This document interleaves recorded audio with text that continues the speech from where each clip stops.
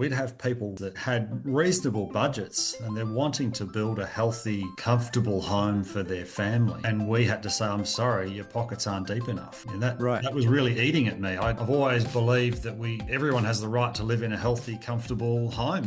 What if the buildings we construct today could solve the problems of tomorrow? Welcome to the Passive House podcast, where we explore the ideas, people, and practices transforming the way we build. Brought to you by Passive House Accelerator and the Reimagined Buildings Collective. Join a growing movement of builders, designers, and changemakers leveling up their practice and building the networks they need to thrive. Find free resources at passivehouseaccelerator.com and take it further inside the Reimagined Buildings Collective, our members-only community built for people serious about healthy, climate-ready buildings. Hello and welcome back to the Passive House podcast. I'm Matthew Cutler and coming to you from Auckland in New Zealand. I'm flying solo this week again. Had a couple of interviews this week and next week from the Thrive 2026 Passive House Conference in Melbourne. This week I've got a chat that I had with Sven Maxa, which was pretty exciting because of some of the people he's been talking to in Australia. So we'll get into that pretty quickly. But before we do, I want to do a big shout out to Rockwool, who is the sponsor of the week this week. And of course, to our other partners, our stakeholder partner, NYSERDA, founding sponsors, 475 High Performance Building Supply, Ingui Architecture, Partel, Rockwool, and Zola Windows. And thanks also to our champion sponsors, Buizo, Cascadia Windows and Doors, Durapanel, Icon Windows and Doors, Intus Windows, LG, Proseco, Source 2050, and Zender. So yes, I've been catching up with people who attended Thrive 2026 because there was some great content, and I think it's good to keep in touch with what's going on in Australia because there's some big things in the works, which is part of what we talk about in this episode. So I'm speaking with Sven Maxa, who's the co-founder and director of the Melbourne-based Maxa Design. It's an award-winning practice specialising in high-performance and sustainable homes. And Sven's been at the forefront, really, of energy-efficient residential design in Australia for about 2 decades now, helping to demonstrate how low-energy homes can be practical and also beautiful. So we talk about his work with one of it's actually the largest group home builders or volume home builders in Australia. Now, this is early days, but pretty significant because Metricon turned up at the Thrive 2026 conference. And I think that's really significant. So it's Australia's largest home builder coming along to the Passive House conference. And I've certainly been guilty of criticising some of the volume builders out there and who make lots of new homes out in new suburbs and greenfield developments. Pretty easy to point the finger at sometimes. So I take my hat off to this company who's come along to the Passive House conference and said, hey, we're keen to do this. We'd like to provide not just higher performance homes, but we actually want to go all the way, at least with some of our houses, and make them Passive House. A couple of regional references for this episode. We do talk about NatHERS again. We've covered this on the pod before, but for those outside Australia, that is the National Home Energy Rating Scheme. It goes up to 10, and the requirements now is about a 7 across most states in Australia. So that is essentially a requirement for new homes to achieve a NatHERS rating. Andy Marlowe's had a few things to say about NatHERS and a few other proponents of Passive House. It is something. It's certainly missing some criteria that we'd like to see and perhaps emphasises a little bit too much on things like thermal mass. But it does mean that there is at least some knowledge of energy ratings in the mass consumer market, which is, I think, helpful. So that's a little bit of context. So let's get into it. This is my conversation with Sven Maxa.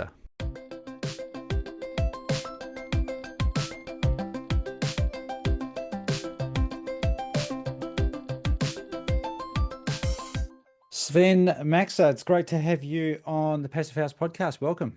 Thank you very much, Matthew. Great to be here. Tell us a little bit about where in the world you are. Oh, I'm hiding in a little bungalow in the back streets of Melbourne. in Australia.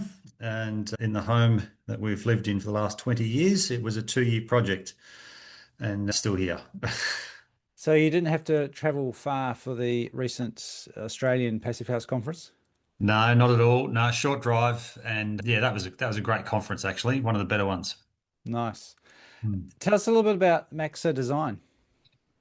Yeah, so we started in 2004 and we've always focused on sustainability as a practice. We focus on residential projects and essentially we design people's forever homes in the most sustainable way we can. In the last 10, 11 years, we've become known for delivering certified passive house projects. Hmm. Yeah, all residential, usually rural, but sometimes urban Yeah. and varying client briefs and project scales. And who's we? You've got a bit of a team there? Yeah, we're a team of, I think, 9. And so there's, yeah, 3 architects, a couple of designing drafties. We've got Marcelo, who does all our passive house consulting, modeling work, thermal bridge calcs, etc. Myself, who drifts around, asking everyone what the hell's going on all the time, and then Yeah. and Katrina as well. So she makes sure we're all doing what we should do. So Nice. yeah, we're a tight team. Some of us have been around for a couple of team members have been with 12, 10 years. So yeah, we're a good mix. It's impressive. How did you get into Passive House in the first place? It's funny, my first encounter was actually a prospective client, an Irish lady, and she asked if we would look at doing Passive House. And I think from memory, I boohooed the idea. We were Uh-huh. heavily entrenched in the Australian rating system, the NatHERS rating system. Yep. And we were sort of market leaders for that at the time, designing sort of 10-star homes, which is the benchmark, the highest you can get. Yeah, that's pretty impressive on the NatHER scale.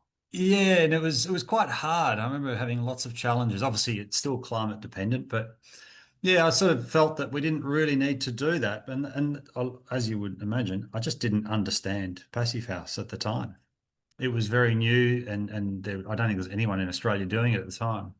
Yeah. And then we had an Irish architect working with us, and we decided we would start looking into it. It was about 2013, 2014.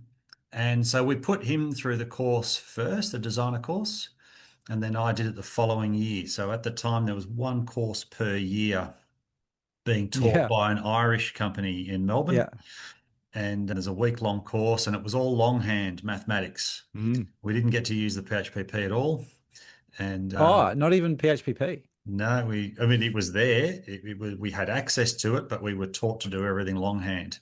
Right. So, and we were given scenarios, where we had to go to, imagine we'd been to site and they'd installed the wrong insulation into a wall. We had to calculate the loss, the differentials, add that back in on a part of the building that wasn't built yet. Maybe it's the roof, and how much do we have to boost the insulation by? And all that was done in longhand calcs. Wow. Yeah, it was good fun. And of course, because you're working in R values, you probably have to invert everything into U values and add them all together. Yeah, well, yeah, in the real world, that's right. We would have had to, but in the Yeah. test, it was all U values and doing it as per the Irish method, if you like. So, Well, which is kind of the global method. It's just us. I think that it's a bit weird. You're doing yeah. doing doing R values. Do you remember when you first heard it and you mentioned you sort of poo-pooed the idea? And do you know what it was in particular that you had reservations about? I think it was just, like I said, a lack of knowledge about what was involved in passive house design and modeling, and the air Mm, tightness in particular wasn't something that I was very familiar with. So we were working very heavily in the NatHERS system, which was all about passive solar design and thermal mass. yeah. And so we knew we could achieve a great result and a very comfortable home using that. Hmm. And so, yeah, I think, we didn't go and do the research that we should have done at the time. When I say we, it's the royal we. It was me at the time, sort of saying yes and no. So I think, yeah, in hindsight, I wish I had have researched it when that client asked me these questions, and Yeah. because I haven't looked back since. It was a real turning point after that once we did the course and started Well, practicing it. in your defense, that's you still would have been a fairly early adopter even at that time. And Yeah. some of us would love to move faster, but you've also there's the reality of having to have clients and pay the bills, and being able to move with the market as well.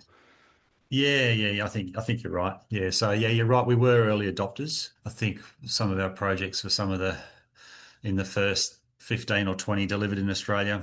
And Yeah. and and to that end, we even didn't have a consultant in Australia we knew we could use. We ended up using someone in the UK to do our PHPP work, and Right. Claire Parry was the certifier of our first one. Yeah. Yeah, and that was a fantastic experience. We had Kurt Hansen was the builder, Yeah. and we took a passive solar home that had more wall area to floor area ratio than I think I've ever designed, regardless of passive house. It was the most Yeah. complex building form. And we got it over the line. It was incredible. I actually just drove past it the other day. It was still looks great. And I really feel like I should reach out to those clients again and get some feedback. Yeah. Definitely. Mm. I assume if you haven't had feedback, it's probably a good thing. No news tends to be good, good news. You mentioned Burkhardt. I understand that he was a feature of the conference recently as well. And you guys have been sort of working in similar circles, having being based in Melbourne. Did was sort of prefabrication and panelization a bit of a theme at the Melbourne conference? Oh, I don't know if it was a theme. It was certainly talked about and presented, and there were systems in the hall, in the showcase of products. So Right. I don't know if you know, but I attended the international conference in Germany Hmm. this year and presented there, and it was certainly a much bigger part of that conference. Right. That was really interesting to see some of the systems and tech Yeah. over there. Yeah. But here in Melbourne, yeah, Burkhart was there, of course, and there were a few other SIPs and other things like that. Yeah. I think this conference for me felt more like the direction was around NFIT and retrofit of buildings more Right. so than anything. Yeah, Yep. Which is pretty exciting because that's a big challenge in Australia. You got a lot of yeah, yeah. double brick wall homes with no insulation, pretty hard to retrofit unless putting a whole nother layer on the outside and no ventilation. In fact, ventilated in weird spaces. I know that a lot of those homes have wall vents, so actually increasing the infiltration rate. So no sure, and of course all single glazed. Some pretty big challenges with getting anywhere close to NFIT, I would have thought, in a lot of Australian homes. Yeah, I think you're absolutely right. And I think it's a housing vintage question. So Mm. the closer you are to the CBD, the more of that building typology you'll see with sort of Victorian terrace style homes Yep. from the late 1800s, early 1900s. And Yeah. then you move into your sort of more post-war outer suburbs, which are a lot of weatherboard type homes, and they're much more ripe for picking, I think. Yep. But yeah, I mean, you can still do a lot with those inner city terrace homes. We're actually working on one at the moment as an NFIT. We sadly have to remove a lot more of the home than we'd like to, but Right. we can get it over the line. In fact, we can do it as NFIT component method, or we can actually get it to Passive House Classic if we push a few or pull a few levers. So Wow. sort of playing with that at the moment. Yep. Yep. Mm. So staying with the conference, what were you mainly focusing on? Because you were presenting there. Tell us a bit about your presentation. Yeah, so we've been doing some research with a large company recently. Since probably November we started, and essentially, excuse me, we teamed up with a large volume builder, as we call them. Some people might call them mass market builders or production Hmm. builders. Here in Melbourne or Australia, we call them volume builders. They're building, 5,000 homes a year, these guys all around Australia. And we reached out because we felt like Passive House was becoming a bit elitist in a way. It was for Yeah. those that could afford it. But becoming or was always that way? Well, maybe it was always that way and it's been improving. Yeah. Obviously, the fluctuations in the cost market, and the cost of construction have impacted that somewhat. Yeah. So, it was always going to cost a bit more when you're going to be doing more with a building. Then, yes, there's more labor and more cost, but it was really driving me a little bit nuts that we'd have people ring us that had reasonable budgets and they're wanting to build a healthy, comfortable home for their family. Mm. And we had to say, I'm sorry, your pockets aren't deep enough. Right. That was really eating at me. I've always believed that everyone has the right to live in a healthy, comfortable home that has sustainability credentials, to some extent. Hmm. And and so it was just eating away. And so when I reached out to these guys, I sort of felt like if they can deliver really cost-effective construction, well, maybe there's a product here that we can resolve that is available to the market that we can't service through custom home construction Yep. and design. So that's where that started. And so we thought we would sort of look under the hood of a few things all at the same time. So we looked at carbon neutrality as well and paybacks, and we looked at obviously health, comfort, performance. We looked at the star rating system here in Australia, and it all went into the melting pot, and we tried to basically come up with a solution that was affordable. Right. Yeah, so it's been a really interesting journey. We've sort of done the design stage, if that makes sense. We haven't yet done the construction detailing and the end product analysis, if that makes sense. So the Yeah. costing feedback we've got now is preliminary costing, if you like. It's been quoted and estimated based on design drawings. We haven't yet got working drawings and structural engineering to do fine detail costing, if that makes sense. So Yep. we're Yep. pretty comfortable around the numbers, but of course, until it's actually ready to build, we're not going to know the actual real numbers. Volume builders that I've spoken to are generally pretty happy with what they're doing if they're in business because they're still in business and making a reasonable amount of money doing what they're doing. Hmm. Why would a volume builder be interested in doing something different? Oh, these guys are trying to be more progressive. They've made an in-house decision that they need to adapt more and be more versatile and have better solutions in the market for, health, wellness, sustainability, comfort, energy, etc. So they're trying to come up with solutions to offer in that market. So it But fits well but for them. again, a lot of those builders all talk about their homes being comfortable and healthy, and all of their marketing talks about being Mm. efficient and maybe talking a bit about health. How is there a enough of a market incentive, or is there a specific problem that they're trying to solve, or an opportunity they see in the market? I don't know about problem to solve, and I'm talking on their behalf, of course, but Yeah, I think they were really interested in Passive House as a solution and understanding what that means and how to deliver it. I think they yeah, see it as an opportunity, perhaps. right. Yeah. And then accounting for carbon was a part of it, as I mentioned. And I think they were really keen to understand how to do that and what it means and what does it look like. And So, what's the motivation for that? Because I imagine most home buyers in Australia, it's not the cheapest place to buy a house. They're not necessarily going to be comparing based on carbon. Like, do consumers care hmm. about carbon? They want the right school zone and the right price, I imagine.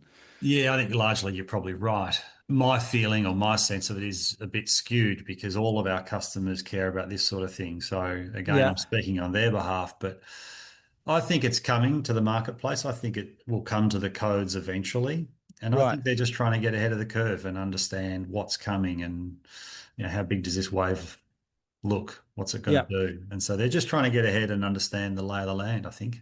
Are there any larger corporates in Australia right now that have financial reporting requirements that are starting to incorporate carbon, or financing arrangements that may be tied to carbon reporting? Look, I'm not sure about that. I know lenders are focused on, or not focused, but are offering products and solutions for high performance outcomes. Yep. But whether carbon accounting is one of the considerations, I couldn't answer that. We'd have to Right. ask them. Yep. Yeah, so I know from some of the presentations at conferences and things that I've attended, there are some large organizations Yep. that are looking at it and starting to do calculations and understand what those numbers are and how to improve them. Yep. Yeah. Yeah, I mentioned that because I know that here in New Zealand, a lot of the lending that's available through the banks is ultimately tied to some form of carbon reporting or requirement from their parent company, which is mostly Australian banks, Hmm. all Okay. the New Zealand banks, and where they're getting their ultimate, if you follow that money long enough, you find somewhere there's an obligation to some wider reporting, which then may not trickle down to the end consumer from a EPC or a full life cycle analysis point of view, but it might be influencing the amount of funding that's available for a particular level of sustainability or put into a sustainable finance product Yeah. for the Yeah. market. So it's kind Yeah. of it's in there, but not necessarily visible for the end client sometimes. Yeah. So just getting down to the nuts and you mentioned about the design. I guess the other piece that might be of interest to consumers is resilience as opposed to sustainability. And a lot of that would be to do with summertime and keeping comfortable Mm. in summer and winter. Is that starting to come through in marketing from these volume builders? No, I'm not seeing it. I'm not seeing them concern about that. I mean, they're probably at the moment servicing the market that's knocking on the door, wanting photovoltaic arrays and perhaps heat pump heating cooling instead of Yep. ducted gas boiler systems and things like that. So I think the Right. market demand is starting to move towards those things. Uh-huh. When it comes to resilience of the fabric and passive solar design solutions, I think a lot of people are still largely unaware. Right. Even Um, within the fire hazard areas? yeah, so I don't know if volume builders are working in the higher rated areas, the bushfire Right. rated areas, but yeah, the lower levels can certainly be accommodated with many of the standard home packages that you see, Right. with Yep. fiber cement sheet and brickwork and things like that. So Yep.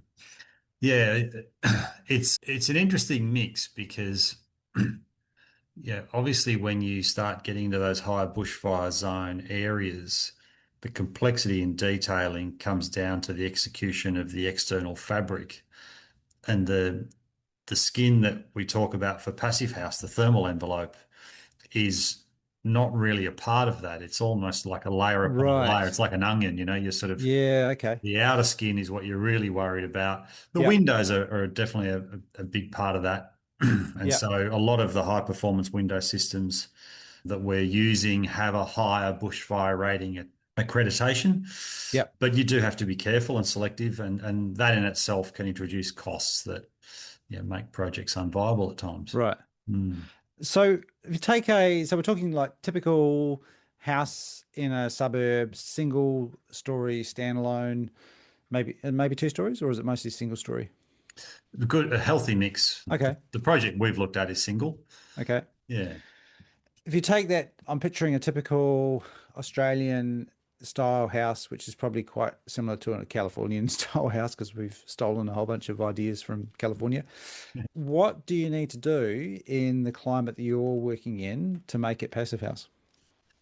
So obviously we've got a base level of construction here that the market's very familiar with, being a timber stud frame construction and quite simple windows and ColourBond roofs, a steel roof sheeting and sometimes Skinny tiles. walls, right? We're talking, Yeah, 90 millimeter thick exactly. studs. Yeah. Yep, with plasterboard adhered directly to the internal face.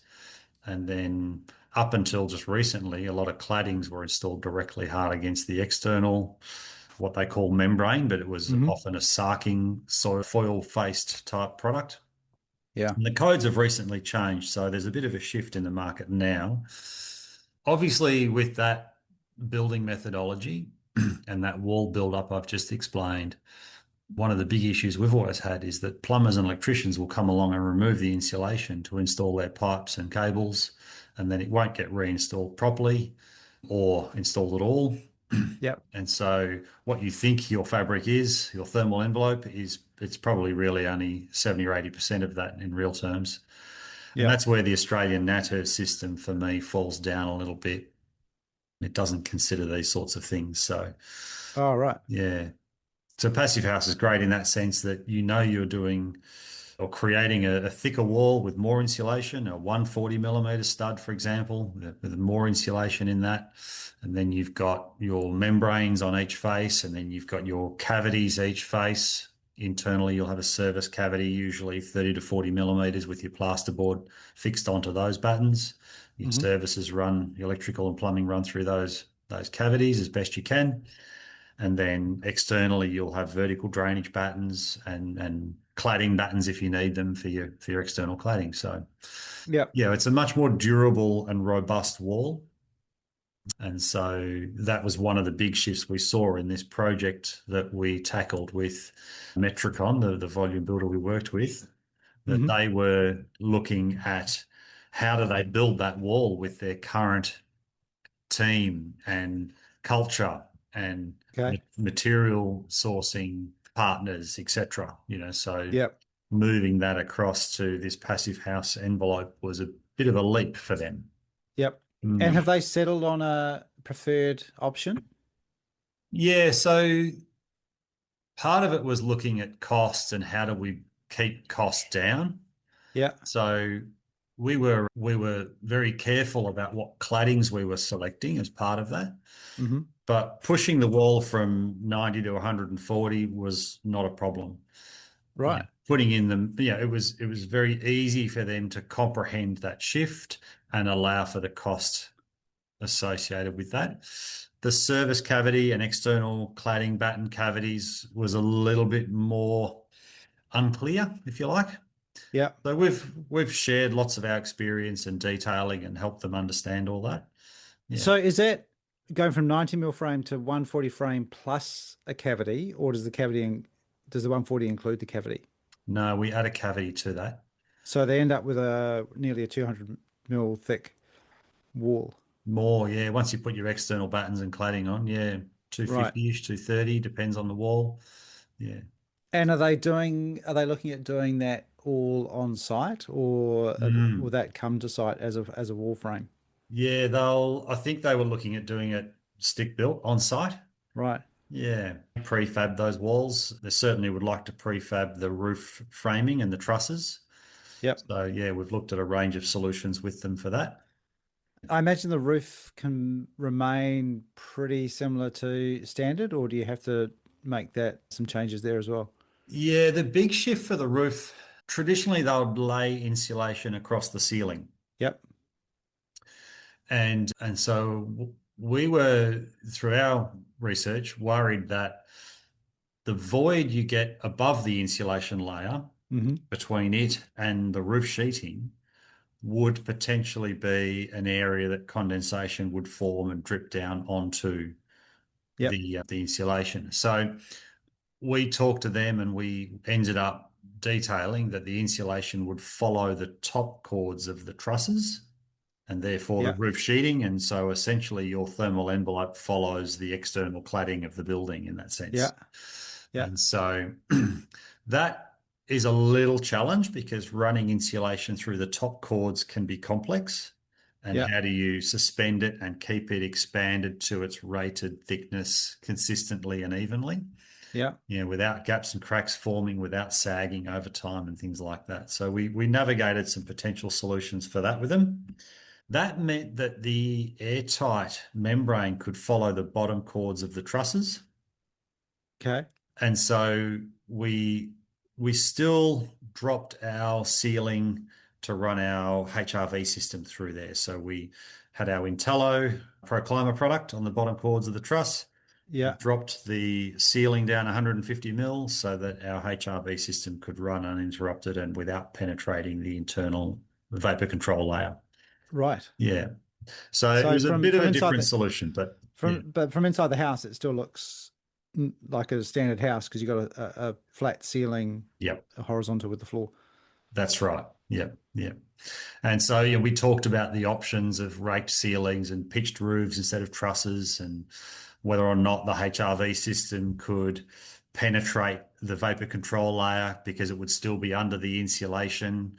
Yeah. But we're trying to put our minds and our detailing at a place that was capable of volume production and Yeah. mass market production. And so you can imagine the trades fumbling with the airtightness of ductwork penetrating the vapor control layer. Yeah. So Yeah. that's why we retained that suspended ceiling. The additional Yeah. cost made it more bulletproof. So Yeah. they were So the air constantly weighing up tightness these things. is up there, and they don't have to interact with it. That's right. Don't have to Yeah. worry about poking holes in it. Yeah. Yep. Yeah. And if you're doing a 140 thick plus your cavity walls, that means you're going to have much deeper sills on the windows, and you're also up specking the windows. Is that challenging for the builders to do? I assume you're doing recessed windows as well. Yeah, that's right. So the windows all stay in the line of the insulation. We haven't done the construction details for that home, but Yeah, we've shown them what we did on other passive house projects we've executed and how we've used, timber reveals or sometimes a prefabricated metal reveal to hide the tapes and membranes are required for airtightness. yeah. So yeah, deeper reveals for sure, but not necessarily a major cost shift. Oh, really? Yeah. Because of standardization? Yeah, and just the availability of products, it's fairly mainstream now. It's quite common for builders to have a fairly deep internal reveal. Volume builders are perhaps not at that level, but for Uh-huh. them, when they analysed it, they felt like it wasn't a huge shift for them. So, Right. yeah. I'm going to have to send some New Zealand builders to Australia to learn about how to do that because they always seem to complain about having to do custom flashings when I mention recess windows. Yeah, right, of course. Yeah, yeah. Uh, Well, look, it's one of these things where I'm sure when we get into the nuts and bolts of the construction drawings and detailing that these guys, Metricon, might look at it and go, oh, well, we hadn't really thought about that level of detail. yeah. So we'll see. But at this early stage, they've made some sort of preliminary allowances for bits and bobs, but it's a bit conceptual. So are there any initial costings at this stage? Yeah, yeah, we've run the numbers and it's really positive. So what we were presenting at the conference was that if we take their product, so all of this was based on an existing home that they have as a what they call a product. It's a Right. home they sell. And they sell a lot of this particular home design. Hmm. As you can imagine, it comes with a selection of 6 different facades. You can have the floor plan as it is, or you can have it mirrored over. And, Yep. there's maybe you can flip one room if you need to. But Yep. essentially, it's a product they sell. They sell hundreds and hundreds and hundreds of these every year around Australia. Yeah. And so we took that plan and basically they said, don't change the plan. Just Right. work with it as it is. Hmm. We could change the aesthetic and the design. We could move the windows. We could change the roof pitch and the materials. So we did all that so that the project would be identifiable as a standalone product, if you like. And then we modeled that in PHPP and created the performance parameters and the building fabric performance that we needed to achieve Passive House Classic. We Hmm. assumed some overshadowing implications and things like that to make it a little bit more replicatable through various estates and areas. We worked on the Melbourne climate zone. And yeah, so through that process, we found that the fabric uplift was going to add a 60% cost increase on their standard base plan cost. So there's a huge shift to take the home from base cost to Yeah. passive house cost. So that 60% was constituted of a range of different things. So membranes, windows, insulation, consultants. There were lots of different components to that uplift. Yeah. But it still resulted in a estimated sale price for this product, if you like, that was going to be dramatically cheaper than what we can do in custom architecture. Right. Because that's not a 60% increase in total price. That's just the increase in fabric cost. That's the retail price uplift. So That's that attributed seems quite to passive significant. house. It does, yeah. But if you sort of dig into that and look at the detail, what that means is code compliant homes in Australia are pathetic. Yeah. Cost 60% less to build than what they probably should cost. Exactly right. And we all know that passive house is sort of the top of the tree. Yeah. And maybe a little bit below that is perfectly fine for many people in many climates. But you know, all of the quality assurance and the benefits you get by chasing that passive house certification adds a level of value and comfort to the homeowner too. So we put that there as our benchmark. Well, let's look at the difference. So the windows were the biggest. That was the Yeah. biggest shift, right? So, Yeah. and this was staggering for me because I just didn't think you could buy windows at the price that they were buying windows for. And I won't give exact numbers, but it was a 700% increase for the window Wow. package. 7 times the cost to take the window package from what they were supplying to a passive house compliant solution. But from your point of view, that was not, oh my gosh, look how expensive the windows are. It was more like, oh my gosh, look how crappy the windows are that you've been doing up till now And can still do in our codes, and can legally still do. Yeah. That's right. Yeah, yeah. It staggers me that we can build homes to that standard. Right. It's quite scary. We were working on a passive house for clients, building their forever home in a country area, and they moved into a rental property that was brand new, had just been Mm. built, custom built townhouse, so it was an infill type project. It was Yeah. 6 months old, and they came into one of our design review meetings, and their bathroom in that rental property had mold on the ceiling. Yeah. Now, this home is 6 months old. It's Yeah. just been signed off. Yeah. How can that be available in the market? It staggers me. Mm. So we're fighting a big fight here to try and bring people on and get them in the boat. Let's row down the Passive House Road. So at this point, you haven't scared them away. They've seen the numbers. They're still on board. They think that's marketable. That's right. Yeah, yeah. So we think it's marketable. We've obviously been turning some clients away that have that kind of money to afford that kind of home, Yeah. but we can't deliver a custom built home at that price point. Right. So I think Right. there's a gap in the market here. There's a midpoint, if you like. Yeah. Right. Mm. Mm. And so I think it's very exciting, and we're just champing at the bit for them to build one. Right. Yeah.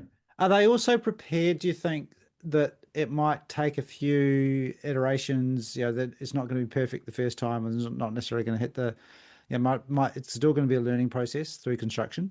Yeah, absolutely. And I think what they'll do is build one to learn and get it Yeah. right so Yeah. that they know what they need to do to be able to replicate it. Yeah. And Yeah. so they would be, I think, they're talking about building it, right? This should happen in the next year to 2 years, I think, in my Right. opinion, right? I'm not trying to sort of lock them into a date, but they're the kind of dates that we've been talking about collectively as a group. Yeah. Yeah. So, they're talking about being able to do it on their terms so they understand the systems and processes, the Mm. details, and can refine it and fine tune it Mm. before they take it to market, which makes sense, as a Yeah, large volume absolutely. builder that, they Yeah. want to have complete control. So, yeah, it's an interesting journey. There's a lot of hurdles to jump, I'm sure you can imagine. Mm. Yeah. Mm. Yeah. Well, not least of which is the marketing and the Mm. getting the messaging, because we know it's all technically feasible and the products are there now and the skills are there, Yep. but it's getting it to a point where they can provide something that is going to sell, and then in the numbers that they need them to sell. Yeah, yep, yep. And that's exciting for me. I mean, if they can sell and build, it's going to start small, isn't it? 10 in the first year and then 50 and then 200 and then whatever it is. I mean, it's going to be a similar sort of growth to what we're seeing with Passive House delivered here in Australia now, where Yeah. 10 years ago there were 15 and now there's, 200, 2 or 300 or whatever there is. So, Yeah. Oh, yeah. it's hugely exciting. I mean, certainly in this part of the world, in the space that I'm in, it's probably similar to the what you're in. Yeah, we love to throw mud at the group home builders. They're Mm. they're they're the devil. You know, Mm, they're the mm, they're the baddies. They're just developers out there for the money. So to have one of Australia's largest volume builders genuinely interested in this space enough mm. to show up at a Passive House conference, Yeah, that's the massive step. it's And huge. that's huge. And Yeah. it's great that they are enthusiastic about it and obviously being well supported Mm. on that journey. And I think to their credit, they've been looking at this for a few years. I taught the 1 day introduction to Passive House on behalf of the association, might have been a year ago, and a couple of these guys were in that presentation Right. with me, and Yeah. they'd already been doing their research. They already knew what was involved and had a pretty good Yeah. understanding. So, Yeah. yeah. And I guess that, I mean, that's the other challenge is that these things do take time because a single house is a 6 month to a year, maybe even longer project. So it's not Mm, like, a lot of other things you sort of churn them out and reiterate, iterate as you go. Houses building it's a long process mm, and takes time, especially large companies. mm. It's a bit like turning a big ship around. It's going to take some time. I was going to use that exact analogy. Yeah, you are literally trying to turn a big ship to get them to change what they do and Yeah. business as usual. Yep. Yeah, Yep. so I But mean the the end goal of dream. that, if you achieve that, then you've got a lot of momentum going in a better direction. Yeah, exactly. Yeah, so now the big dream for me is that with Metricon, I mean they are the largest residential home builder in Australia. Imagine that you can go on their website and you can choose which home you like, and you can tick the marble bench tops, you can tick the LED lights and the PV array, and you can tick Passive House. Yeah. Imagine that. That would just be Yeah. Yeah. incredible. Yeah. And I Yeah. think, that might be a little ambitious, but you know, if that's the golden goose, then let's chase it. Absolutely. Yeah. Yeah. Good stuff. All Yeah. right. Hey, well, we could probably carry on talking, and I think we should keep in touch, Sven. I mean, I look forward to seeing you again at some other conferences, but let's keep in touch as to how this journey goes because it is very exciting, and there'll be other companies watching, I think, as well. It's Yep. it's not just one company doing this in isolation. There'll be others that be keeping a close eye. Mm. So yeah, let's keep in touch. In the meantime, where can people find you and other work that you're involved in? Thanks, Matthew. Yeah, so maxadesign.com.au is our website. They can reach us via our email address, info@maxadesign.com.au. We're ready to talk to anyone who wants to listen, really. This is the way of the future for us. So yeah, keep your eye on our Nice. socials, Instagram. We're often on there publicising what we're doing. And so yeah, look forward to connecting again in the future with you.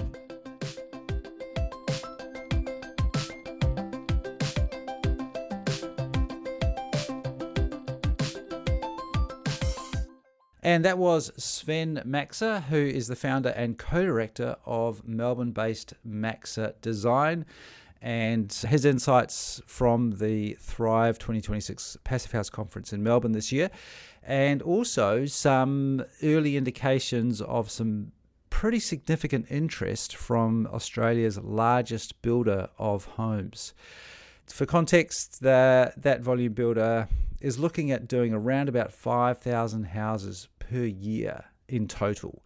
May not all be Passive House and may not all be Passive House straight away, but the fact that they're looking at that and they have such a big impact across the market, that's definitely something that we'll be keeping an eye on and some pretty exciting progress. And just great to have them show up and show interest in the Passive House conference because I think that's a really strong endorsement. Be interesting to see any updates or progress when they start looking at those numbers, the cost of uplift. That seems a little high to me, and I hope that with some standardization and some better designs and designing with the end in mind could certainly bring down that uplift cost for achieving, if not certified Passive House, then at least close to that with a lot of the benefits. And it will also I would be interested to look at how Passive House can be achieved across different climate zones because there's a bit of a range in Australia going from Tasmania where it's cool to cold and temperate right up to the tropics and everything else in between. So there are quite a few different climate zones to cater for there. I think Metricon mostly focus on the southeast of Australia, around South Australia, Melbourne, Sydney. So that's a little bit more consistent, but there's still quite a significant range in those areas, whether or not they choose to standardise a specification across those or have a bit of variation to allow for colder climates and more coastal temperate climates. So interesting stuff, and really great to catch up with Sven again. I've been an admirer of his work from afar for a little while, and great to see his involvement and the combination of aesthetics and performance as well that he brings to architecture and to practices.